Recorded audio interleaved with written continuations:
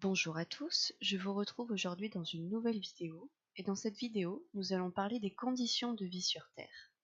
Alors nous allons tout simplement nous demander quelles sont les conditions de vie sur la planète Terre.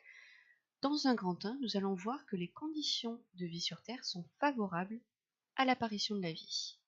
En effet, dans le système solaire, la planète Terre est à notre connaissance la seule planète à posséder de grandes quantités d'eau liquide et la seule qui soit peuplée d'organismes vivants.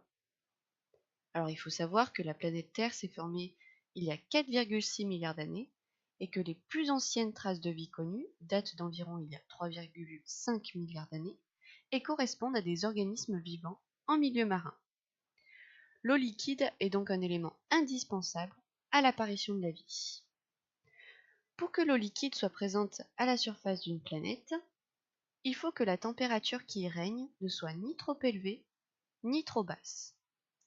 La distance Terre-Soleil et l'effet de serre de notre atmosphère font de la Terre la seule planète du système solaire sur laquelle l'eau est principalement à l'état liquide.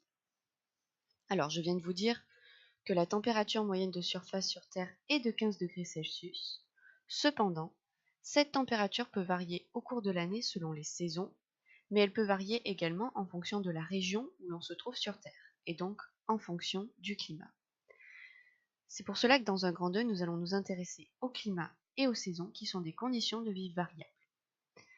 Et on va se demander comment peut-on expliquer l'existence des climats et des saisons. Alors, si on s'intéresse dans un premier temps à l'existence des climats, la Terre ayant une forme de sphère, l'énergie lumineuse reçue du Soleil est plus importante près de l'équateur qu'au pôle Nord et Sud. Alors cela va entraîner d'importants écarts de température entre ces régions et c'est ce qui est à l'origine des climats. Si on s'intéresse maintenant à l'origine des saisons, l'inclinaison de l'axe de rotation de la Terre reste le même toute l'année pendant que la Terre fait le tour du Soleil. Alors ça va avoir pour conséquence une variation de la durée du jour par rapport à la durée de la nuit et de la température au cours de l'année. Et c'est ce qui est à l'origine des saisons. Si on regarde maintenant le schéma bilan, on peut voir que c'est l'inclinaison de l'axe de rotation de la Terre qui permet l'existence des saisons, et c'est la sphéricité de la Terre, le fait que la Terre soit ronde, qui permet l'existence des climats.